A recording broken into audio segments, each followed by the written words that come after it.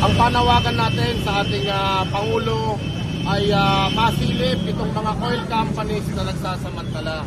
Makita natin sa pagdinig sa Senado, sa Kongreso, na dapat hindi ito umaabot ng 100 piso o mahigit pa. Mahigit 120% ang itinaas kumpara sa mga karatig bansa natin na kung saan ay naglalaro lamang sa 55 pesos hanggang 60 pesos ang presyo nito sa mga kalapit bansa natin. Dito sa atin naman, 120 pesos, 130 pesos o mahigit pa ang presyo nito. Bakit hindi ito ang tignan ng ating Pangulo bukod sa pamumutmod ng ayuda? Kahit pa paano kahapon narinig natin na itong pagpirma ng excise tax na masuspinde ay malaking bagay, pero ang tanong, kailan ito ipatutupad? Pang-apat na linggo na ng pagtaas ng presyo ng mga produktong petrolyo, inahasa na ng mga oil companies itong ating mga kababayang motorista, mga kababayang jeepney driver, mga tsuper, na kung saan ay wala nang kinikita.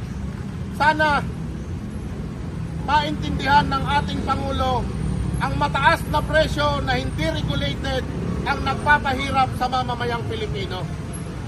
Hindi gera ang nagpapahirap sa atin, kung hindi ang mga mapagsamantala na mga negosyante ng mga produktong petrolyo na kung saan may mga stock pa naman sila.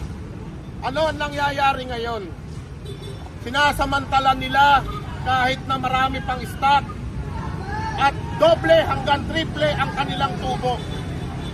Kung mamarapatin lang, sana, mahal na Pangulo, isama ninyo ang price ceiling nito. Meron dapat cap dito sa mga presyo, may ceiling, at sa ganon, hindi ito ang nagpapahirap sa atin. Sana, mahal na Pangulo, mapakinggan mo ang aming mga hinaing. Ang pagtaas ng pamasahe ng kahit kaunti, limos na lang, pinawi nyo pa. 1,500 pesos per day ang nawawala sa amin. Ikumpara mo doon sa piso, 2 piso. Kung makakaapat na biyahe sila, 4 na piso lamang ang mawawala sa ating mga mahal na mananakay.